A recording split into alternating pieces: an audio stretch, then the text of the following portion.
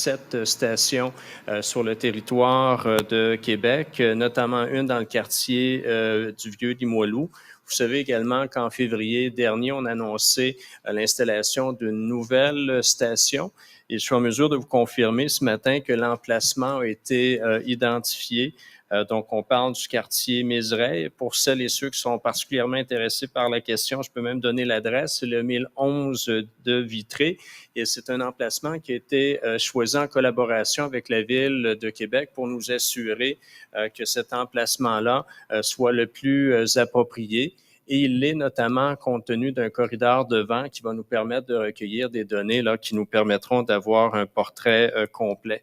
Je ne veux pas vous emmener dans le détail très, très technique, mais déjà vous mentionnez là, que c'est un échantillonneur haut volume qui sera installé. Ça va permettre d'analyser les données PM10, également les PST et 29 métaux différents. Donc, on a réellement convenu d'une installation là, à la fine pointe de la technologie pour avoir le portrait le plus complet possible. Et peut-être en terminant, vous rappelez aussi qu'on a annoncé toujours en février la mise en place d'un comité de travail scientifique qui est complètement indépendant, qui se penche sur la qualité de l'air. La présidence de ces travaux-là est sous la responsabilité là, du docteur Jean-Pierre Charland. Donc, c'est naturellement aussi des gens qui seront interpellés dans le partenariat que l'on confirme ce matin. Donc, leurs travaux pourront être mis à profit pour la démarche de ce matin. Donc, encore une fois, à Mario, à Bruno, un gros merci aux collaborateurs de l'Université Laval et de l'INO. Je pense qu'on a réuni ce matin les éléments pour avoir une démarche qui est crédible et qui pourra rassurer la population qui souhaite une qualité de l'air dans ces secteurs, ce qui est très, très légitime. Et on va naturellement travailler dans ce sens-là. Donc, merci tout le monde. Merci beaucoup, Monsieur le ministre. Je cède maintenant la parole à Monsieur Mario Girard, président directeur général du Port de Québec. Merci, Émilie. Donc, Monsieur le ministre, Monsieur le maire,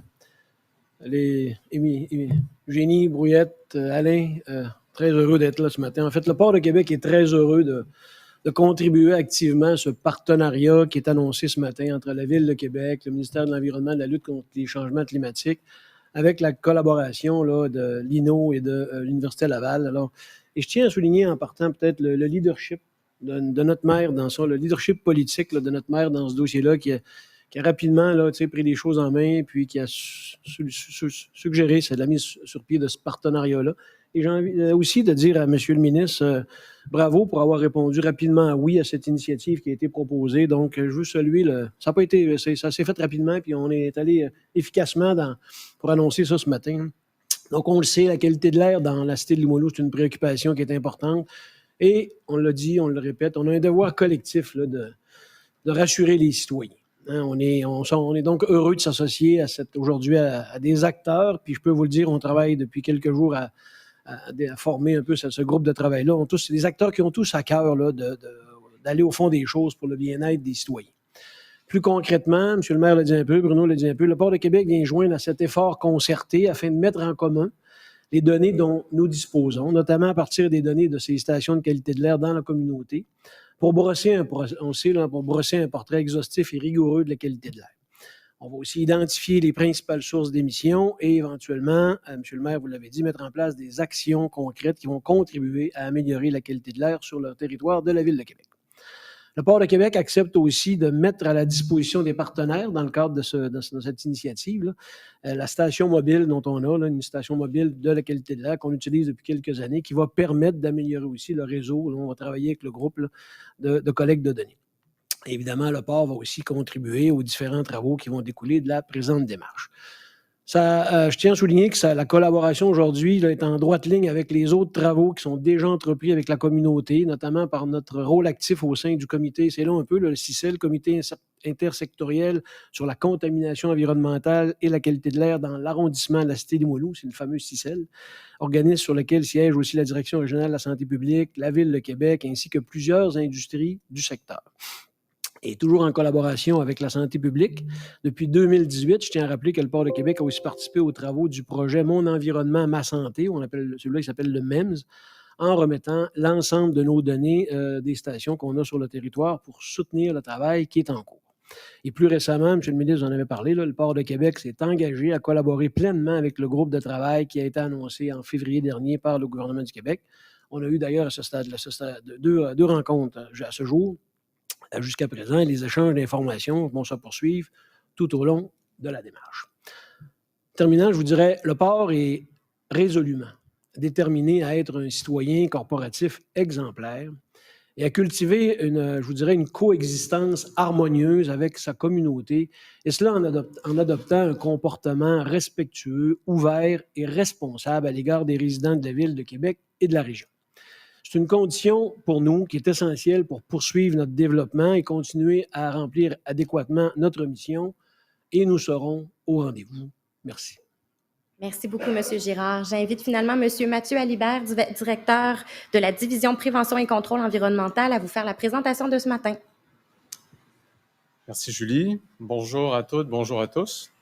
Donc, je suis ravi d'avoir l'opportunité ce matin de vous partager la première étape d'un projet collaboratif qui aura comme objectif une meilleure compréhension de la qualité de l'air sur le territoire de la Ville de Québec.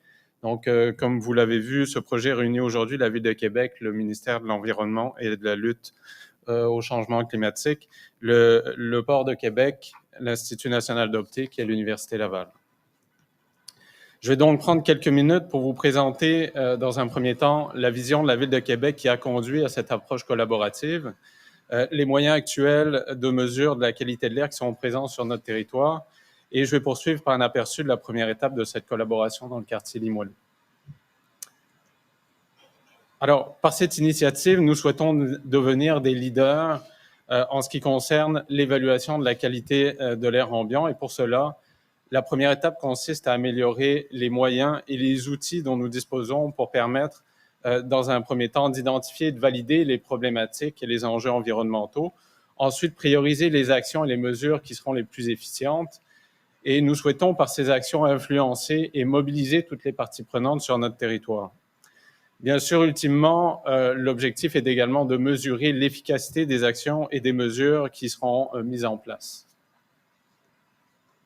Alors, pour y arriver, tous les partenaires se sont positionnés clairement pour faciliter le partage des données existantes et investir dans la connaissance et l'expertise. Plus précisément, dans les mesures de la qualité de l'air, dans la cartographie et la communication de l'information et dans la modélisation pour l'ensemble du territoire. Alors, comme tous les acteurs devront collaborer en fonction de leur contribution, ils vont devoir innover et faciliter l'innovation.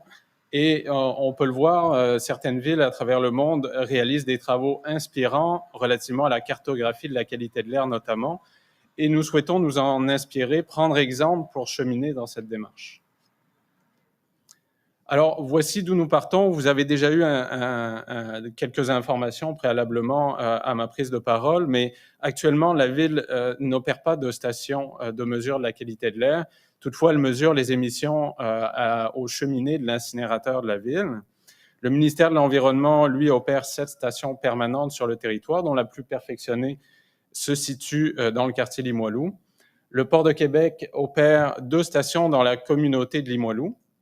Et toujours dans ce même quartier, une initiative citoyenne appuyée par la Caisse des Jardins de Limoilou, le projet Limoilair, installera environ 75 capteurs de particules chez les citoyens. Alors, donc, la première étape de cette démarche est l'élaboration d'un plan d'action de mesure et d'échantillonnage des contaminants. Celui-ci va s'appuyer sur la mise en œuvre de nouveaux outils et de nouvelles mesures et sur la collaboration et le partage des données entre les divers partenaires.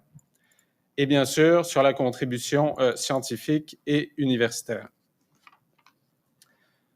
Vous l'aurez compris, l'annonce d'aujourd'hui met l'accent sur la formation d'un partenariat officiel entre la Ville de Québec, le ministère de l'Environnement, le Port de Québec, appuyé scientifiquement par des partenaires comme l'Université Laval et l'Institut national d'optique. Compte tenu des enjeux et des préoccupations actuelles, la première étape de ce partenariat va concerner le quartier Limoilou.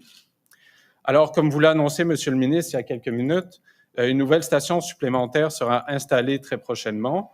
3 stations temporaires vont être installées par la Ville de Québec L'administration du port va mettre à disposition une station d'échantillonnage mobile. Il est également convenu que les données de l'ensemble de ces stations seront partagées à tous les partenaires, ainsi que celles qui appartiennent au port de Québec et qui sont situées dans la communauté.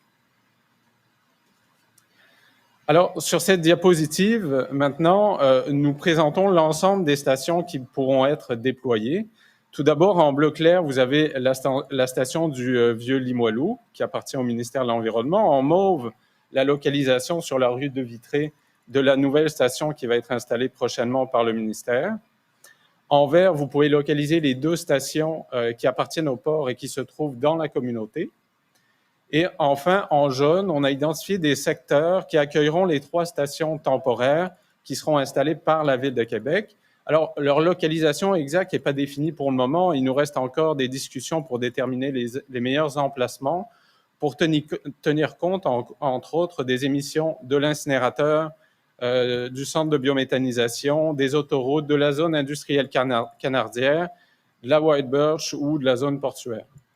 Alors, pour la station mobile du port de Québec, l'emplacement également reste encore à définir en fonction des différents objectifs que nous nous sommes fixés. Dans ce tableau, on vous résume, les premières contributions de chacun des partenaires. Donc, pour le ministère, il y a tout d'abord l'autorisation officielle de cette démarche de la Ville de Québec, l'ajout d'une station dans l'arrondissement de la Cité-Limoilou, le partage des données de ces 2 stations, la mise en commun également de ressources avec les partenaires que sont la Ville et le Port de Québec, et éventuellement des contributions financières qui pourront être possibles via des programmes qui sont en cours et qui visent à l'amélioration de la qualité de l'air. Le Port de Québec partage les données de ces 2 stations dans la communauté, mettra à disposition la station mobile et également mettra en commun des ressources le cas échéant. Pour l'Institut national d'optique, il y a l'évaluation d'une entente, notamment pour des tests de validation pour un équipement qui s'appelle un Sentinelle, qui est un radar qui utilise la technologie LIDAR pour identifier les émissions de poussière. Et bien sûr, on va compter sur la collaboration et la participation de l'Université Laval pour tout son appui scientifique. La Ville de Québec mettra en place une équipe dédiée à la qualité de l'air d'ici à la fin de l'année 2022. Et on va également apporter l'expertise municipale au sein du groupe de travail que Monsieur le ministre a créé relativement à la qualité de l'air. Nous participerons également au projet Limoilou par l'ajout de capteurs. Nous comptons densifier le maillage de capteurs qui est déjà prévu par les citoyens pour ajouter une quinzaine de capteurs sur des bâtiments municipaux.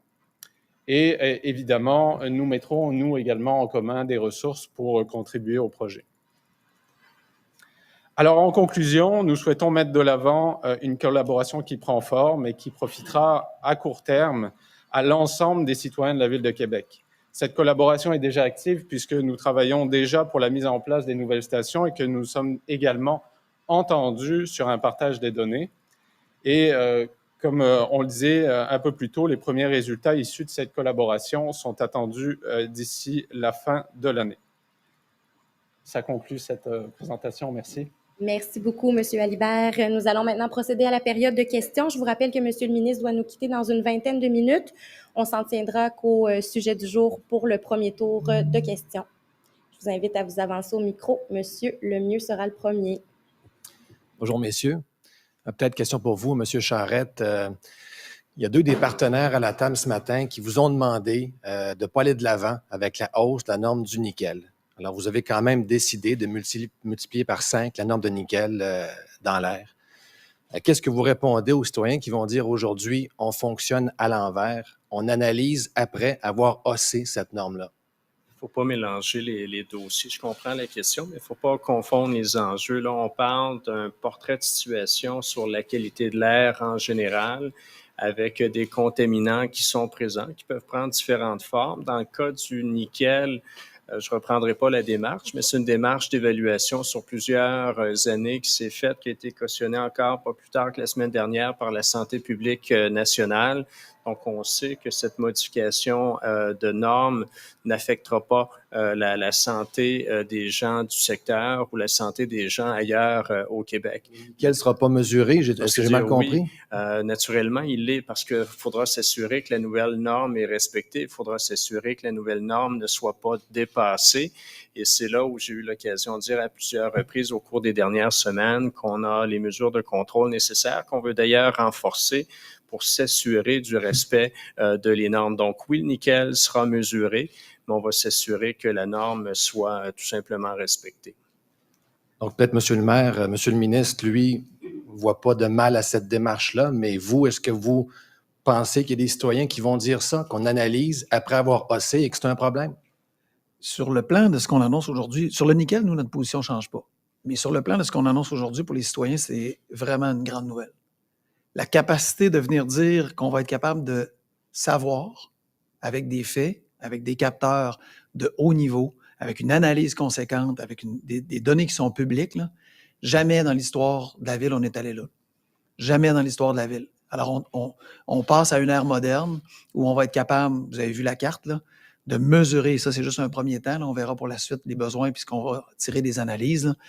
Jamais on va être capable d'avoir un constat aussi précis, aussi intéressant, aussi scientifiquement appuyé. Et après ça, on va être capable d'agir. Alors pour moi, la question du nickel est englobée là-dedans, mais on annonce quelque chose qui est beaucoup plus large et qui est vraiment intéressant pour les citoyens de Québec. Ma dernière pour vous, donc vous attachez évidemment votre administration à l'initiative d'aujourd'hui. Vous savez que c'est un dossier très sensible en Basse-Ville, la qualité de l'air. Oui. Pour vous, est-ce qu'il y a là un test de crédibilité? Bien, vous savez, le plus facile là, en politique, ça aurait été de dire, moi, je vais continuer de taper sur le ministère de l'Environnement. La Ville de Québec n'a pas de station de mesure. La Ville de Québec pourrait s'en laver les mains. On pourrait dire que c'est la faute du ministère de l'Environnement. On pourrait dire que c'est la faute du port. On pourrait facilement là, faire un paquet de gains politiques faciles à faire. Alors, si on veut se dorer la pilule, si on veut jouer l'ego, si on veut jouer l'important, c'est moi, là, c'est exactement ce qu'il aurait fallu faire, en fait. C'est le contraire de ce qu'on fait ce matin. Maintenant, ce qui me préoccupe, pour moi, là, c'est pas l'ego du maire de Québec, c'est pas comment le maire de Québec est perçu, c'est qu'est-ce qu'on livre comme résultat aux citoyens. Le résultat qui est attendu, c'est une qualité de l'air qui s'améliore. Bien, pas de données, pas d'amélioration. Ce qu'on annonce aujourd'hui, là, c'est quelque chose qui n'existait pas. C'est des partenaires qui se mettent en mouvement et qui ont le courage de dire que oui, si c'est le port, si c'est l'incinérateur, si c'est l'autoroute, si c'est X, Y, là, on va être capable d'accepter ça, d'être franc, d'être courageux. Puis si c'est l'incinérateur, on ne se cachera pas. Puis le port ne se cachera pas, puis il n'y a pas volonté de se cacher. Puis tout le monde dans ce projet-là n'a pas volonté de se cacher pour dire, là, c'est plus une question d'ego, c'est plus une question d'individu, c'est une question de résultat. C'est la qualité de l'air qui nous importe. C'est ça la grande mission qui est au-dessus de nous, qui est au-dessus de nos intérêts personnels. Et c'est exactement ce qu'on annonce ce matin. Moi, je suis extrêmement fier de cette annonce-là. Extrêmement fier qu'on a réussi à se réunir au-delà de nos intérêts individuels, au-delà des égos de politiciens ou des égos d'acteurs ou d'actrices, puis de se dire, là, ce qui nous préoccupe, c'est l'objet, le résultat qui est souhaité. Ça, pour moi, c'est faire de la politique pour les bonnes raisons. Ça, pour moi, c'est des acteurs qui passent par-dessus les contraintes. Le ministère de l'Environnement en avait 50 contraintes pour ne pas être ici ce matin. Le Port de Québec en avait peut-être 40 ou 60, j'en ai aucune idée du nombre pour ne pas être ici ce matin. Ils acceptent d'être ici. Puis l'Université Laval dit, nous autres, si on va participer. Puis l'INO nous dit à travers sa science, à travers ce qu'ils ont développé. Puis l'INO est un acteur extraordinaire à Québec sur l'ensemble de l'œuvre, va venir ajouter à ça sa science. On va continuer de la peaufiner. On va mettre des données en commun. On va rendre ça public. On passe à l'ère moderne. On passe à l'ère moderne où les citoyens vont être informés, les citoyens vont être au courant, où on ne se préoccupe plus des égos de politiciens ou des égos d'organisations. La Ville de Québec ne s'en lave pas les mains en disant « nous autres, ça ne nous appartient pas, c'est la faute des autres ». Ce qui nous préoccupe, c'est la qualité de l'air. On est tous responsables de ça, on est élus pour ça et c'est ce qu'on va faire. Merci. Merci beaucoup. J'ai oublié de vous spécifier quand vous arrivez au micro, si c'est possible de vous présenter ainsi que votre média. Merci. Oui, tout à fait. Je vais respecter la consigne. Émilie Pelletier, Le Soleil. Monsieur le ministre, je vous vois pas beaucoup au-dessus de la caméra, mais je veux juste voir avec vous, on s'engage pour l'instant à améliorer la connaissance au niveau de la qualité de l'air. Dépendamment de ce qui en ressortira, est-ce que, comme vous êtes responsable de la qualité de l'air, est-ce que vous vous engagez aussi à améliorer la qualité de l'air? Ça fait partie du mandat premier du ministère de l'Environnement. Je le mentionnais tout à l'heure, on a cette responsabilité-là. au niveau de l'édiction des règlements, mais également du suivi de ces derniers et s'assurer du respect de ces règlements-là. Donc, c'est bien certain, c'était mentionné dans la présentation, s'il y avait des mesures correctrices à apporter, si ça nécessitait des investissements particuliers, que ce soit à travers le ministère de l'Environnement, que ce soit à travers d'autres ministères ou instances gouvernementales, on sera là pour accompagner la démarche, c'est bien certain.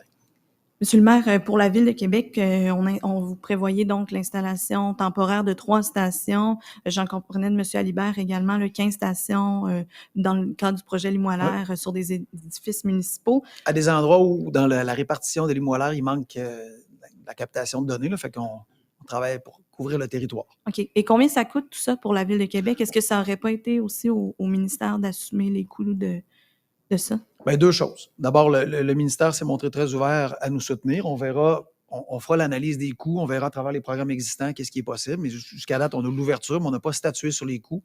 Mais ce n'est pas une raison pour nous de ne pas agir. Alors, ça aussi, quand je dis qu'il faut préférer l'imperfection au néant, là, ce qu'on fait ce matin, c'est exactement ça. C'est la capacité de dire on se met en mouvement. Il y a une intention duquel on ne dérogera pas. Et oui, il va y avoir des coûts pour la Ville. Oui, on va mettre à contribution, Mathieu l'a dit, des ressources spécialisées dans ce dossier-là. Oui, on va participer avec les partenaires à mettre du jus de bras pour faire en sorte que ça arrive. Et oui, la Ville va en assumer une partie. Et oui, on va être soutenu par le gouvernement du Québec notamment. Puis on verra à travers les programmes existants. Mais le problème est trop important pour qu'on se dise, on va attendre d'avoir tout attaché, on va attendre d'avoir les sommes, puis peut-être que dans 6 mois, puis peut-être que dans 1 an, puis peut-être que dans 3 ans, on fera de quoi. Le problème est criant, on veut des données, on veut des faits, on veut de la science, on veut se baser sur des analyses. Parce que présentement, ce qu'on voit, c'est facile. Tout le monde à Québec a un coupable. Tout le monde sait c'est qui le coupable en problème de contaminants atmosphériques. Puis c'est drôle, la science va nous permettre peut-être de dire c'est peut-être le bon coupable, c'est peut-être pas le bon coupable, ou c'est peut-être une partie du coupable. Alors, ceux qui n'aiment pas l'incinérateur vont dire c'est l'incinérateur. On verra, on va voir quel est l'impact de l'incinérateur sur l'ensemble de l'œuvre, puis on va continuer d'améliorer, comme on le fait, la question de la qualité de l'air à la sortie de l'incinérateur. Puis s'il faut faire encore plus, on va le faire. Mais parler avec la science, c'est aussi se dire, ça se peut que ça soit quelque chose que les gens sous-estiment complètement, la question des plaques de freinage des voitures, la dégradation des pneus, dont on sait que ça fait partie des contaminants. Est-ce que c'est important? Est-ce que c'est peu important? Est-ce que c'est significatif? Est-ce qu'il faut agir là-dessus ou pas? La science va nous permettre de se dire à quel point ça fait partie des contaminants et à quel point on peut venir avoir, soit par réglementation, soit par utilisation de lois, de règlements, comment on peut faire pour agir. Agir sur des faits, c'est pas juste agir sur des impressions. Et les citoyens de Limoilou, les citoyens de Québec s'attendent à ce qu'on base sur des faits, à ce qu'on se base sur la science pour qu'on ait, au final, une capacité d'agir sur le résultat attendu et non pas juste sur les perceptions du maire. Oui, bonjour, Dany Côté de TVA. Qu'est-ce qui fait que l'initiative, c'est maintenant? Pourquoi pas il y a 2 ans? Pourquoi pas il y a 5 ans? Monsieur le ministre et monsieur le maire. Déjà confirmé qu'on collabore ensemble depuis des années, le ministère de l'Environnement avec la Ville de Québec, avec le port, mais c'est une collaboration qui n'était pas fédérée. Là, c'est réellement sous l'impulsion du maire de Québec. On a répondu favorablement à son invitation et ça nous permet d'élargir le partenariat. Là, vous avez 3 acteurs incontournables au niveau de la qualité de l'air, mais vous avez aussi l'Université Laval qui va s'adjoindre à la démarche, l'INO aussi. Donc, jamais cette collaboration-là n'a été aussi structurée que ce qui est confirmé ce matin, et autant la volonté commune a été aussi fermement affirmée qu'elle ne l'est ce matin. Donc, c'est une belle avancée là, pour la suite des choses. Vous avez donné quand même votre réponse sur le nickel, mais c'est quand même un peu particulier que ça tombe maintenant. Vous répondez aux préoccupations des gens, là. C'est-à-dire, on a toujours tenté de le faire. Le ministère de l'Environnement est présent dans le secteur depuis plusieurs années. Tout à l'heure, je vous parlais du réseau de stations qui était déjà en place. Donc, c'est pas une implication qui est nouvelle de la part du ministère de l'Environnement, mais on réalise avec les années qu'il y a un enjeu au niveau de la confiance de la population envers leur qualité de l'air. Donc, c'est important pour nous d'y répondre et on a les bons partenaires et surtout la bonne volonté pour pouvoir avoir un portrait de situation qui est juste avec les fines informations, avec des technologies qui sont aussi à la fine pointe. Donc, c'est un pas majeur supplémentaire qui est fait là, dans cet esprit-là. Vous ajouter quelque chose? Parce que les temps sont mûrs. On le fait maintenant parce que les temps sont mûrs. Parce que il y a un besoin, il y a une préoccupation, comme le dit le ministre, et parce qu'il y a une volonté commune de la part d'acteurs, d'actrices, de se dire, si on veut avoir des résultats, il faut se baser sur de la science, sur des faits, sur des données, et aussi il y a une volonté commune que ce soit public. Mais ces données-là, ils vont vous permettre quoi en bout de ligne? C'est quoi votre volonté pour des actions concrètes? Ce serait quoi, là? Bien, des actions concrètes, ça va dépendre de ce qu'on va découvrir. Les premières données, comme le disait Mathieu, vont nous être transmises et vont vous être transmises dès la fin de l'année en cours. Alors, dépendamment de ce qu'on va trouver comme contaminant, bien, on va agir par priorité sur les plus importants. Alors, si on réalise qu'à travers les différentes stations, il y a 1, 2, 3 contaminants qui ressortent de façon plus importante. Vous savez, les gens parlaient d'une soupe dans Limoilou, bien, on va aller voir de quoi est composée la soupe. Existe-t-elle, cette soupe-là? Peut-être. De quoi elle est-elle composée? Puis par où on commence nos actions? Fait qu'avec les découvertes qu'on va faire, certaines dont on a des hypothèses, mais avec lesquelles on va fonder nos hypothèses, on va se dire si c'est le contaminant X, bien, comment on fait pour diminuer ce contaminant-là en fonction de son impact sur l'ensemble des contaminants atmosphériques. Donc, on va prioriser, on va agir, on va regarder où sont les sources de contamination et on va venir à la source les diminuer. Au port aussi, M. Girard, vous allez faire ça? Pardon? Pour corriger avec les données, qu'est-ce que vous allez faire? Ben, je pense que j'endosse 100% ce que vient de dire M. le maire. En fait, là, je pense qu'aujourd'hui, regarde, on devrait tous se réjouir. On va avoir une bonne image de la soupe pour réutiliser l'image. C'est le transport, c'est l'incinérateur, c'est le port qui doit améliorer encore ses mesures de mitigation. On est tous là pour la même raison. Trouver des solutions, d'abord identifier les sources, trouver des solutions qui seront les plus adaptées à ce moment-là. On est là pour ça, absolument. Très content de cette initiative-là, je le répète encore une fois. Bonjour, Mona Le Chasseur, Métro-Média. Ma question s'adresse au ministre. Ça a été un sujet très, très sensible à Québec.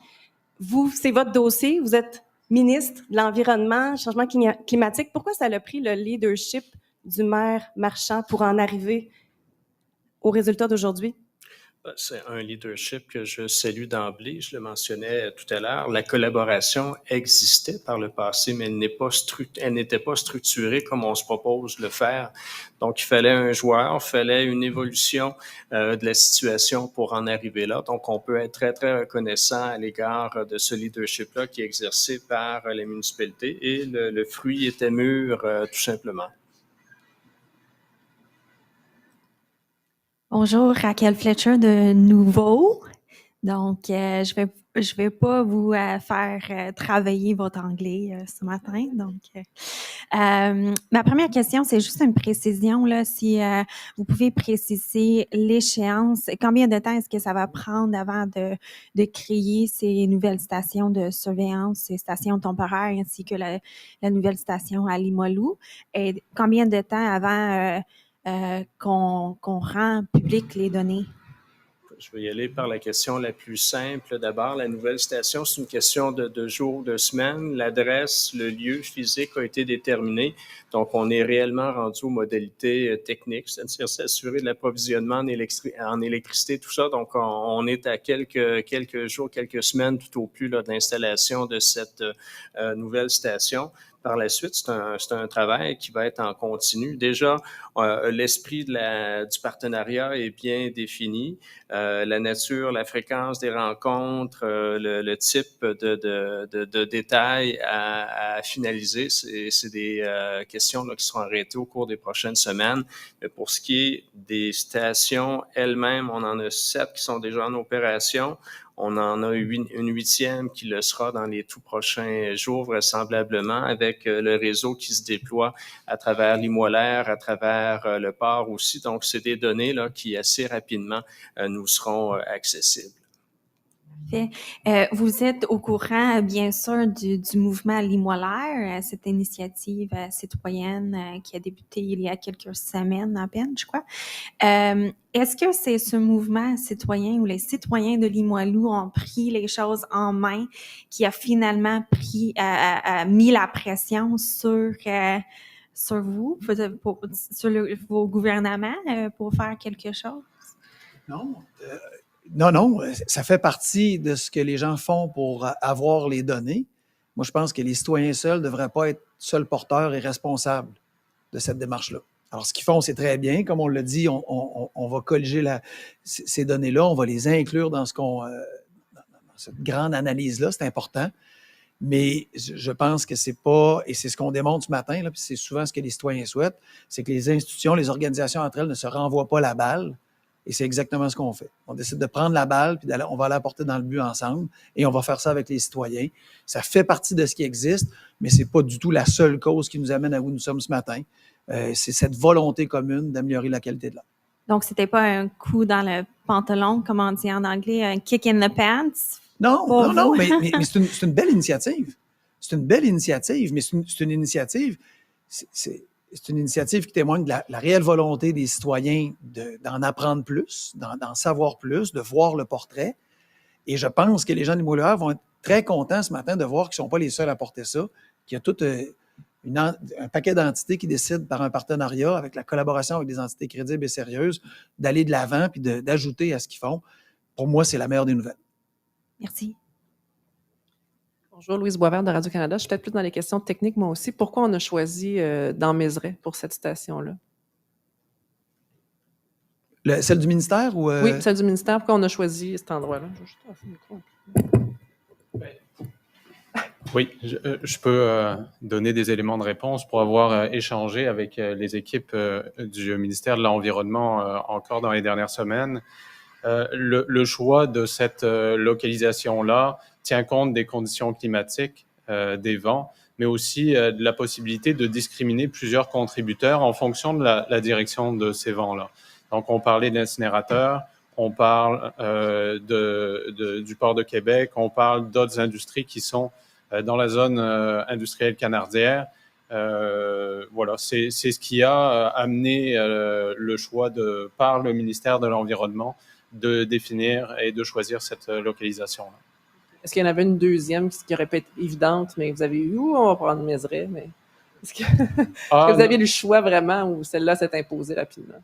Ben, en fait, il y avait deux localisations qui étaient relativement proches et pour des questions de capacité à discriminer plus certains émetteurs que d'autres, c'est ce qui a orienté ce choix. Il y a toujours aussi des considérations plus techniques, là, opérationnelles, la possibilité d'alimenter la station en électricité, la connexion Internet, etc. Donc, c'est sûr qu'on ne peut pas la mettre non plus au milieu d'un échangeur d'autoroute. Une station permanente, il faut qu'elle soit alimentée en permanence. Donc, voilà, c'est tout ça qui a pu orienter le choix vers cette localisation.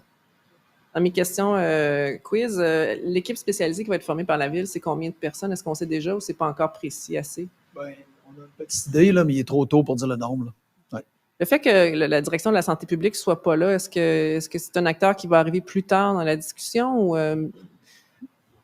Vous avez ici les principaux initiateurs de la démarche, mais on va aller s'adjoindre d'autres collaborateurs. Et oui, la santé publique a déjà été informée de la démarche. Elle sera partie prenante de cette démarche-là. Reste à voir comment son entrée en scène se fera, mais déjà les contacts ont été établis à ce niveau-là. Une petite dernière, qu'est-ce que va faire l'INO précisément dans ce contexte-là? Oui. Alain sera plus capable que moi de vous le dire. Si jamais, Alain, tu veux... approche-toi au micro, viens, Alain, ça va être intéressant. Oui, ouais, peut-être... tu peux prendre ma place si les gens veulent. Sinon, tu ne seras pas sur la caméra. Prends ma place. Oui, c'est vrai. Hein, oui. Vous me permettez. Moi, j'ai eu une libération ce matin, mais dans 15 minutes, la période de questions débute et je remplace déjà des collègues, donc je ne peux pas être absent. Donc, on demeure disponible s'il y avait d'autres questions par la suite. Merci. Merci.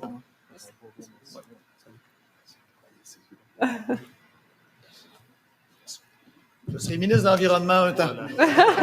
Ah ben là, on va vous poser d'autres questions. Je vais retourner à ma place. Merci beaucoup, Benoît. Oui, Donc, merci pour la question. En fait, l'INO est impliqué dans la mesure de la qualité atmosphérique depuis très longtemps en utilisant des technologies là, qui ont été mentionnées de LIDAR qui permettent en fait de balayer une zone puis de mesurer les particules, les aérosols qui y circulent et de quantifier puis d'objectiver les sources quand c'est possible. Donc, c'est essentiellement cette technologie-là qu'on va déployer, qu'on a déjà utilisée par le passé dans des environnements portuaires ou industriels et qui permettent d'ajouter un complément d'information aux capteurs ponctuels et qui permettent, en corrélant ça avec les données atmosphériques, de mieux repérer où sont les sources.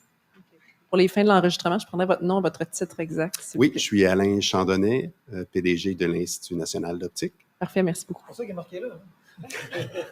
T'es devenu maire de Québec? Usurpation. Oui, c'est ça. Bonjour à tous. Oui, mon nom est Sandra Ercegova. Je suis journaliste avec CBC Québec. Est-ce que c'est correct avec vous, Monsieur le maire, si je pose des questions en anglais? C'est correct avec moi. Je ne sais pas si vos auditeurs vont être contents, mais oui, c'est correct avec moi. Yeah. My first question for you, Mr. Bruno Marchand, is I'd like to ask you if you could just give me a few words in English about this announcement. So I'd like to know if you can tell me exactly how these captors, these new stations, these new captors will work. And if you can tell me what data will be collected or aims to be collected and how it will be made available to the public. Yeah, we're aiming to enhance the air quality in all the city of Quebec. And we're starting with Limoilou and some district in the downtown. And at first, that's the place we're gonna be looking at. So, on the second place, we're going to be looking at also some place in Beauport and also in Vieux-Québec. The goal is to look at what is going on. What are the facts? What are the datas that will help us to have a good understanding of the situation? What are the elements that are in the air and that we can, I would say, measure, and that we can, I would say, try to decide, try to realize where they are coming from. And this is the first step in order to enhance our air quality in Quebec. And after, we're going to be able to know from the place that those elements are coming from, what would we have to do in order to decrease, what we need to decrease to have a better air quality here. And once this data is collected, you mentioned by end of the year. What did you just tell me? By the end of the year, we're going to be able to give to the public the first result to those data. What are our first look at the situation in order to. It is very important for us. We're launching a new collaboration with those, with Le Port de Québec, le ministère de l'Environnement, l'Institut national d'optique, and Université Laval. And it is very important for us, for every one of us, to talk about data, talk about science. And after all, to be able to, once we're going to be able to measure it, to talk about what we need to do to improve it. Thank you very much. Merci beaucoup. You're welcome. Merci. Tu voudrais que je redevienne maire? Oui. Ça touche beaucoup d'usurpation. Oui, c'est ça. Bonjour à tous. Je ne poursuivrai pas en anglais, je vais y aller en français. Ça va être mieux pour vous aussi et pour les autres. Philippe Rodrigue, tu veux dire parce qu'on parle pas bien anglais? Non, moi, ça va être mieux pour vous autres parce que c'est préférable comme ça, je pense. Philippe Rodrigue, FM 93. Je vais rebondir sur la question de ma collègue. Toutefois, au niveau de la publication des résultats, est-ce que ça va se faire sur une plateforme en ligne et les gens pourront y accéder de façon continue ou ce seront vraiment des publications qui seront remises davantage aux scientifiques qui, eux, vont le vulgariser? Alors, une chose qui est claire, là, ça ne peut pas être en temps réel. Parce que le moment où l'appareil collecte, là, ça ne se rend pas publiquement avec des données traitées. Là. C'est au départ incompréhensible. Donc, il y a une supposition de traitement. Donc, les données traitées vont être rendues au public. Et là, à travers une application, à travers des cartes, il y a beaucoup d'endroits dans le monde qui font un travail colossal. Là, moi, ce que je rêve, c'est qu'un citoyen de Québec soit capable de dire par territoire, par secteur, quelle est la situation dans mon secteur. Alors, combien gros au départ seront les secteurs? Est-ce que ce sera une rue? Est-ce que ce sera un quartier? Est-ce que ce sera un arrondissement? On va voir à la mesure de nos capacités. Mais l'objectif, c'est de venir diviser par petites sections et qu'on voit dans toute la ville, selon les contaminants, comment ça évolue en fonction du temps, en fonction des moments de l'année, et que ce soit accessible et digestible pour les citoyens et qu'ils puissent eux-mêmes se faire une tête et avoir accès à ces données-là. Tu veux rajouter quelque chose, Mathieu? Ben, juste au bénéfice de tous, là, faut bien faire la différence entre une station d'échantillonnage telle que le ministère de l'Environnement en installe, puis telle qu'on va en installer là, au nombre de 8, là, à peu près là, dans l'arrondissement Limoilou, et des capteurs. Comme par exemple les capteurs qui sont installés dans le cadre du projet Limoilaire. Une station d'échantillonnage, ça collecte du matériel qui est analysé en laboratoire. Donc, on ne peut pas avoir de données instantanées. C'est du matériel qui est ultra précis, qui est relativement onéreux. Un capteur, ça a l'avantage de fournir une donnée instantanée qu'on peut consulter en live et ça a l'avantage aussi d'être peu onéreux. beaucoup moins onéreux qu'une station d'échantillonnage. Le désavantage, c'est que au niveau de la précision, c'est beaucoup moins fiable qu'une station d'échantillonnage. Et le deuxième désavantage, c'est que ça a une durée de vie limitée. Donc, on va essayer dans le futur, on envisagera peut-être sur le territoire de la ville d'installer des capteurs que l'on aura pu choisir, tester, etc., pour avoir une donnée quand même en temps réel. Mais c'est ça, faut vraiment faire la différence entre ces deux équipements-là. Puis l'objectif là de la première étape de ce projet-là, c'est vraiment d'installer des stations d'échantillonnage. Juste pour pas que je me trompe, au niveau des stations, là, il y en avait 7 du ministère, il y en aura une supplémentaire bientôt. Au total, on va passer de combien à combien de stations là, dans les prochaines semaines, prochains mois? Excluons les 7 au départ, là, Mathieu va faire le compte pendant qu'on vous parle. Excluons les 7, pas la totalité des 7, parce que là, le projet, on le fait dans une zone très déterminée. Les 7 stations du ministère de l'Environnement sont réparties sur l'ensemble du territoire de la ville, là. Il y en a une, entre autres, à Saint-Charles-Garnier, il y en a une dans l'Ouest. Ces stations-là vont continuer de colliger des données, mais nous, là, pour l'instant, c'est sur le territoire Limoilou et Basseville sur lequel on focus. Donc, on parle total. Là. Je te laisse aller, Mathieu, pour ne pas me tromper. Actuellement, des stations qui offrent des données qui peuvent être accessibles au public, il n'y en a qu'une. C'est la station du Vieux-Limoilou qui est opérée par le ministère de l'Environnement. Là, s'ajoutent les 2 stations du Port de Québec qui sont dans la communauté pour lesquelles des données vont être disponibles.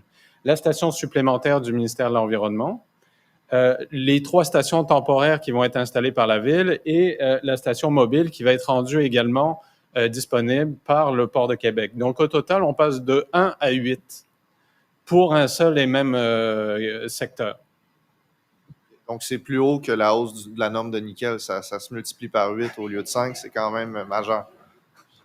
Monsieur Girard, j'aimerais vous entendre en terminant. Je pense qu'on a quand même fait le tour. Le Port de Québec a souvent été pointé du doigt comme générateur de polluants. On sent une sensibilité du côté du port de peut-être pas ouvrir les livres nécessairement, mais de faire tout pour démontrer que le port fait de son mieux puis qu'il n'est pas nécessairement le responsable des polluants qui se trouvent dans le secteur de la ville. Est-ce que je me trompe?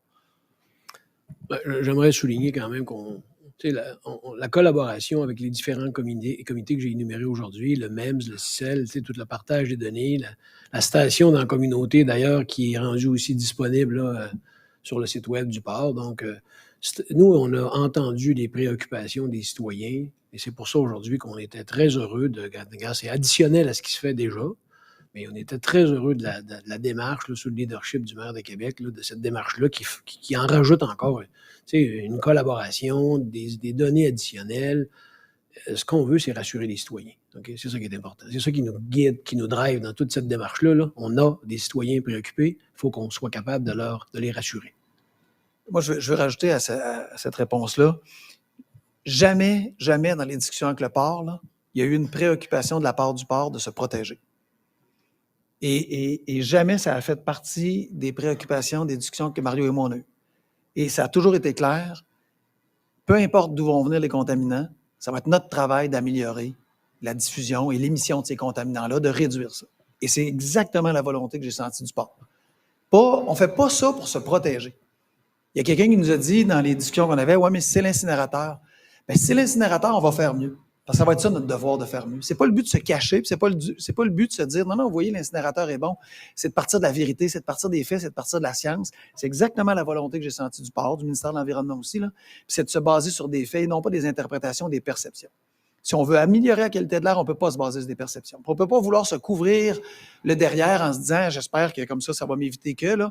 Il n'y a aucune intention d'un partie prenante ici là, de se couvrir le derrière. L'intention, c'est de se dire on va avoir la vérité, les faits, puis après ça agir. C'est ça qui est important. Oui, bonjour tout le monde. Gabriel Belland de La Presse. Une question peut-être pour M. le maire. Est-ce que le diagnostic qui sera posé avec cette initiative-là va vous aider à vous faire une tête sur le projet de troisième lien?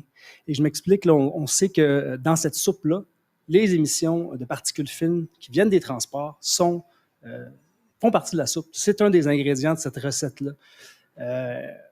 Là, comment est-ce qu'ajouter une sortie d'autoroute à côté de Limoilou, l'endroit où la qualité de l'air est la pire à Montréal, peut être, selon vous, une bonne idée, un bon projet? Sur la question du troisième lien, on ne l'a pas du tout analysé en conséquence du troisième lien. Mais vous avez raison, je vais reprendre votre préambule sur la question de la circulation, camionnage et voitures. Je pense qu'une des choses qu'on va apprendre, c'est une hypothèse, puis peut-être que la science nous montrera qu'on a tort, c'est que la dégradation des plaques de carbone de freinage, la dégradation des pneus, ça fait partie des contaminants qui se retrouvent dans l'air. Dans quelle proportion? Est-ce que c'est les contaminants les plus importants? Est-ce que ce sera ceux sur lesquels il faudra agir en priorité? On verra, la science parlera. Mais c'est probable qu'on ait des décisions à prendre sur la question des autoroutes existantes, sur comment on fait pour diminuer ça, si on veut améliorer la qualité de l'air. Mais avant, on va attendre les faits, on va attendre la science. L'hypothèse, c'est une chose à valider. Seulement la validation sera pertinente. J'ai dit à Montréal, c'était à Québec. Là. On m'a notifié. On avait compris. Mais donc, parce que là, on va poser le diagnostic, mais le remède, qui va décider du remède? C'est vous, c'est Québec, c'est le Port de Québec, c'est le ministère de l'Environnement, c'est la White Birch. Qui va décider? C'est quoi le remède pour la ville de Québec? Votre question est légitime. Ce partenariat-là part sur des bases solides. Après ça, quand on va arriver au constat, il y a toujours une question d'humain derrière ça. Là. Le jour où des acteurs diraient, ben moi, c'est moi, mais je ne veux pas agir, ben, je ne pourrais pas forcer, ou le port ne pourra pas me forcer à agir, ou moi, je ne pourrais pas forcer le port ou le ministère de l'Environnement. Cependant, la game, pourquoi c'est un game changer? Pourquoi ça change tout? C'est que maintenant, ça va être public. C'est que maintenant, ça va être connu. On va se baser sur de la science. Donc, après ça, s'il y a des acteurs qui décident de se traîner les pieds, si la ville, on se traîne les pieds, si d'autres acteurs se traînent les pieds, bien, ça va être au moins connu. On va partir de faits et de science. Puis après ça, les gens pourront juger, puis pourront faire leur mobilisation en disant, bien, vous traînez les pieds parce que ce contaminant-là, vous en êtes le responsable. Donc, la suite, il n'y a personne ici qui est capable de se dire ce que le port va devoir faire, ce que la ville va devoir faire, ce que le ministère de l'Environnement va devoir faire, ce que les autoroutes auront comme impact, ce que les entreprises, ce que les industries, ce que la White Birch. Mais au moins, on va être capable de se dire, voici, à partir des faits, sur quoi on doit agir. Et moi, j'ai confiance qu'avec des données, on peut agir. Pas de données, il n'y a pas de problème. Mais en tant que maire, est-ce que vous allez suggérer le bon remède? Parce que absolument. Là, si un médecin vous dit, moi, je vais vous dire, là, vous avez peut-être un cancer, mais là, on ne peut pas dire, puis on ne sait pas. Puis, est-ce que vous vous engagez, vous, à dire là, les vraies affaires? Parce que les citoyens attendent depuis longtemps dans ces quartiers-là. Absolument. Je m'engage à dire les vraies affaires. C'est ce que les gens ici se sont engagés à faire. Puis la preuve, c'est que les données vont être publiques. Fait que les citoyens vont pouvoir aussi vérifier si on dit les vraies affaires. Puis si on agit en connaissance de cause, pas en connaissance de cause, mais si on agit en fonction de la connaissance qu'on a sur les bons éléments. Et absolument. On fait ça pour ça. Donc, l'étape d'aujourd'hui, quelqu'un pourrait dire, c'est insatisfaisant, on fait juste mesurer. Non, c'est énorme. Cependant, si on arrête là, on n'a rien gagné. L'objectif, la Lune, là, c'est la qualité de l'air. C'est ça qu'on va améliorer. C'est ça que l'objectif. Maintenant, les moyens de se rendre en fonction des découvertes qu'on va faire, de la science qu'on va avoir, bien, ça va nécessiter qu'on soit encore meilleur que ce qu'on est là, qu'on mette les ressources qu'il faut. Mais l'objectif, on est tous dédiés à l'objectif. Bonjour, Sébastien Tanguay du Devoir. Je fais un peu de millage sur la question de Gabriel. Monsieur le maire, vous avez un peu répondu, mais vous n'avez pas de pouvoir de sanction si un coupable, par exemple, pour reprendre l'expression que vous avez utilisée, est identifié, c'est un acteur privé. Il n'y a pas d'outils législatifs pour forcer cette entreprise-là à agir. Bien, d'abord, est-ce qu'il pourra s'en ajouter des outils législatifs? Le gouvernement du Québec décidera si c'est lui qui est capable d'adopter des lois. Est-ce qu'il y a des choses par règlement que nous, on pourra faire? On a ce pouvoir-là, dépendamment de nos rôles et responsabilités et de notre capacité de le faire. Il y a des moyens qui existent. Alors, dépendamment de ce qu'on va apprendre, dépendamment de la collaboration qu'on aura avec des partenaires qui ne sont pas autour de la table, qui décideraient d'être mauvais joueurs corporatifs, par exemple, bien, la pression, on va l'accentuer, puis on va trouver les moyens pour arriver. L'objectif, il ne change pas. Alors, si des partenaires en cours de route, mais surtout si des partenaires externes ou si des acteurs externes, des entités externes décident de ne pas collaborer, vous allez voir que la pression va rentrer par camion. Le fait d'identifier précisément les sources de pollution qui dure depuis des années et qui affecte la santé possiblement des citoyens de Limoilou, est-ce que ça donne des outils à la population pour des recours judiciaires éventuellement? Êtes-vous au courant de cette possibilité-là? On n'est pas allé jusque-là présentement dans nos réflexions. Et là, bien malin, là, ça prendrait un avis juridique. Puis encore là, un avis juridique permettrait peut-être à travers la jurisprudence de savoir si oui, il y a des jurisprudences qui nous permettent de dire on pourrait aller vers. Notre but, c'est pas ça. Maintenant, on ne se cachera pas. Alors, si des citoyens décidaient de prendre ces recours-là, bien, ce sera à eux de voir s'ils doivent les prendre ou pas.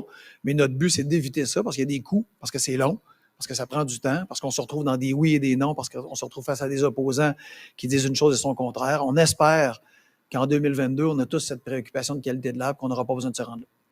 Merci. C'est ce qui conclut l'annonce d'aujourd'hui. Je tiens à préciser qu'il y aura d'autres conférences de presse en présence du maire. Alors, si jamais vous avez d'autres questions sur d'autres sujets, ce sera l'occasion. Monsieur le maire va se rendre disponible. Merci tout le monde. Et peut-être aussi, Oui. s'il y a des gens, à la fois Eugénie Brouillette de l'Université Laval, Alain, Mario et d'autres, là, si jamais il y a des choses que vous voulez discuter ou avoir des entrevues individuelles, là, Eugénie et Alain se sont montrés très ouverts et Mario également. Fait que n'hésitez pas. Merci. Bonne fin de journée.